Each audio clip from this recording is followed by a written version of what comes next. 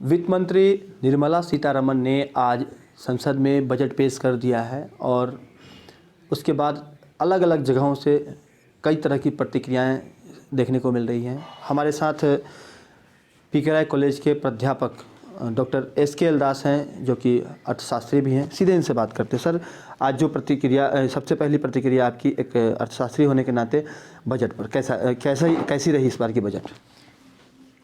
इस बार की जो बजट मिसेस सीतारमण ने जो पेश किया है, भारत के अर्थव्यवस्था को देखते हुए एक अर्थशास्त्र के विद्यार्थी होने के कारण मैं ये कह सकता हूँ कि ये दीर्घकालीन बातों को ध्यान में रखते हुए बजट पेश किया गया है।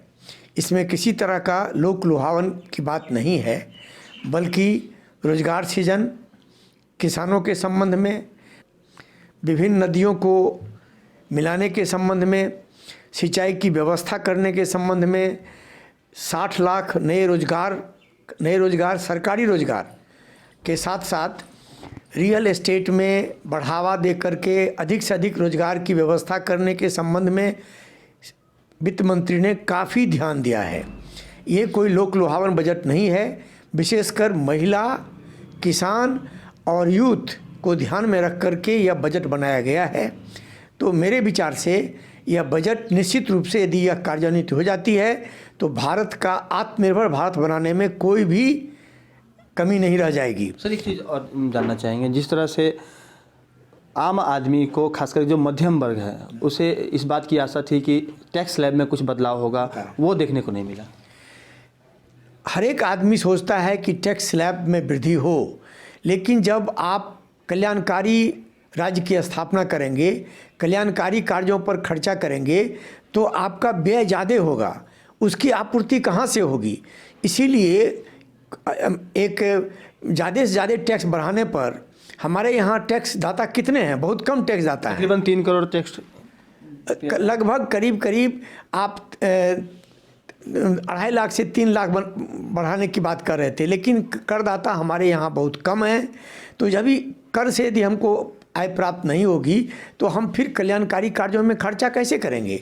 तो जब तक हमारे पास आय का साधन नहीं होगा तब तक हम खर्चा नहीं कर सकते हैं इन सारे कार्यों में। किसान के लिए, ये आपके महिलाओं के सशक्तिकरण के लिए, रोजगार बढ़ाने के लिए, कृषि व्यवस्था में सुधार के लिए, रोड या इंफ्रास्ट्रक्चर डेवलप करने के लिए, इन सारी बातों पर व्यय करने के लिए सरकार के पास आमदनी चाहिए। और आमदनी का जरिया चाहे तो वह लोन लेकर के करे, ऋण लेकर के करे, चाहे बाहर से किसी बैंक बेसिकली ऋण हो, चाहे इन्वेस्टमेंट हो या स्पेंडिंग हो। तो ये दोनों बातें जब तक आप ये नहीं पूरा करेंगे तब तक सरकार अपने कार्यों को पूरा नहीं कर सकती। इसीलिए टैक्स में तो कोई बढ़ोतरी नहीं की गई है, लेकिन पेंशनधारियों के पेंशन में कुछ रिबेट देने की बात सरकार ने की है।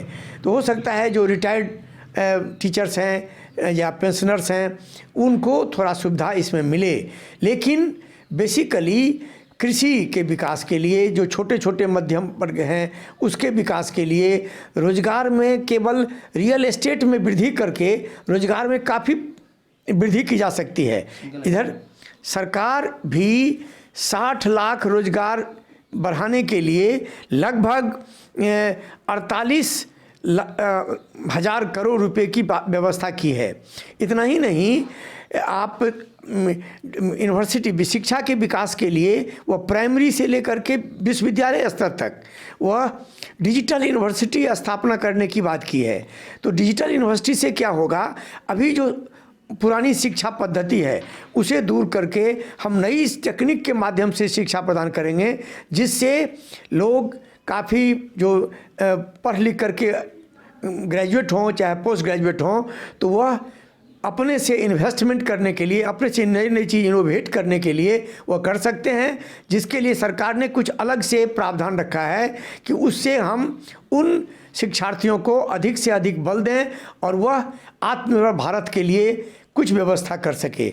इसीलिए यदि ओवरऑल देखेंगे तो यह आर्थिक रूप से भी, सामाजिक रूप से भी यह बजट एक पर्सपेक्टिव बजट है, दीर्घकालीन बजट है। सर, एक चीज़ और, हाँ, जिस तरह से डिजिटल यूनिवर्सिटी के साथ डिजिटल यूनिवर्सिटी के साथ साथ डिजिटल करेंसी लाने की बात कही गई है। साथ में ही जो क्रिप्टो करेंसी है उस पर कहीं ना कहीं अंकुश लगाने की कोशिश की गई है। 20% का टैक्स की बात कही गई है उसको लेकर के। तो क्या लगता है कि भारत में क्रिप्टो करेंसी को लेकर कोई कानून नहीं थी, इसे कानून के दायरे में लाने का प्रयास किया गया? देखिए, व्यवस्था ये है कि हमारे यहाँ ब्लैक मनी काफ़ी मात्रा में है। सरकार कितना भी कोशिश करे लेकिन ब्लैक मनी है। तो ब्लैक मनी कैसे होता है कि आप टैक्स चोरी करते हैं, तो सरकार डिजिटल करेंसी आरबीआई के माध्यम से डिजिटल करेंसी ला रही है, क्रिप्टो करेंसी ला रही है। इसका मुख्य उद्देश्य यही है कि ब्लैक जो मनी है उसको कंट्रोल किया जा सके। लोग जैसे आप डायरेक्ट क्रेडिट ट्रांसफ़र करते हैं, आप किसानों को जो खरीद की जाएगी किसानों से, वह हम सीधे डायरेक्ट उसके खाते में पैसा दे देंगे, तो बिचौलिया ख़त्म हो जाएगा। तो निश्चित रूप से जो ब्लैक मनी है वह ख़त्म होगा।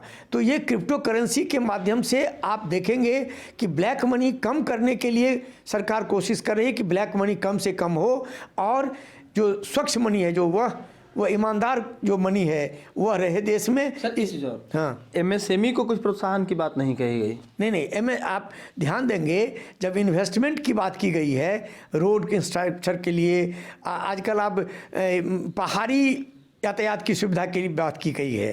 पहले जल मार्ग और वायु मार्ग तो था ही, आप थल मार्ग था ही, अब पहाड़ी मार्ग की व्यवस्था की गई है।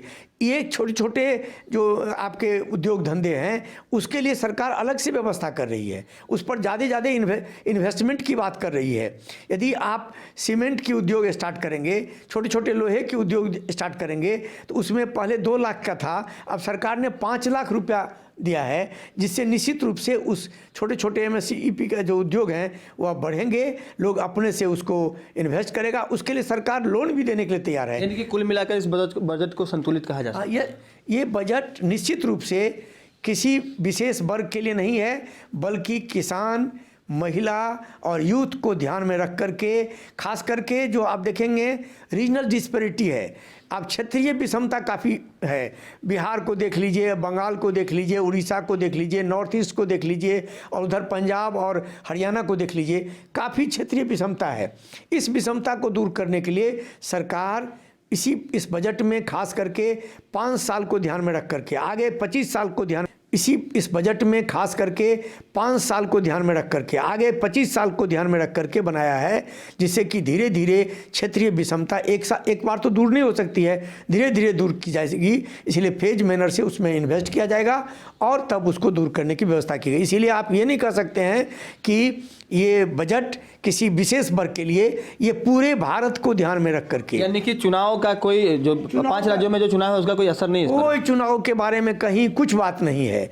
किसी कहीं ना विशेष ट्रेन चलाई गई है, न इनकम टैक्स में छूट दिया गया है, न कहीं किसी विशेष वर्ग को छूट दी गई है, बल्कि ये भारत को ध्यान में रख करके, भारत की आर्थिक विकास को ध्यान में रख करके, जो महामारी हुई कोरोना काल में, जो एकाएक काफ़ी क्षति हुई है, तो आप देखेंगे कि हेल्थ सेक्टर में भी काफ़ी वृद्धि करने की व्यवस्था की गई है, और उस पर ज़्यादा बल दिया है सरकार ने कि भारत एक बहुत ही कृषि प्रधान देश है, तो कृषक का सिंचाई व्यवस्था कैसे हो, छोटे छोटे किसानों को कैसे बल मिले, उसको कैसे ऋण मिले, उसको फर्टिलाइज़र पर कैसे सुविधा मिले, इस सब को ध्यान में रख करके बजट बनाया गया है। तो ये ओवरऑल भारत के सर्वांगीण विकास को ध्यान में रख करके ये बजट है, और ये बहुत संतुलित बजट है। कोई भी इलेक्शन में का कोई बात इसमें नहीं है, किसी को प्रभावित करने की बात नहीं है। बिल्कुल। तो अर्थशास्त्री डॉक्टर SKL दास ने स्पष्ट कर दिया है कि यह जो बजट है पूरी तरह से संतुलित बजट है। 5 राज्यों में होने वाले विधानसभा चुनावों को ध्यान में रखकर नहीं, बल्कि भारत के आगामी 25 साल में आने वाले भविष्य को ध्यान में रखकर बनाया गया है। भले ही आम लोगों को इससे भले थोड़ी बहुत निराशा जरूर हुई होगी, मध्यम वर्ग को भी निराशा हुई होगी, लेकिन अगर आप राष्ट्र के परिप्रेक्ष्य में बात करते हैं तो यह बजट संतुलित है। कैमरा पर्सन प्रकाश के साथ राजकुमार जायसवाल, न्यूज़ बाइस्कोप, धन्यवाद।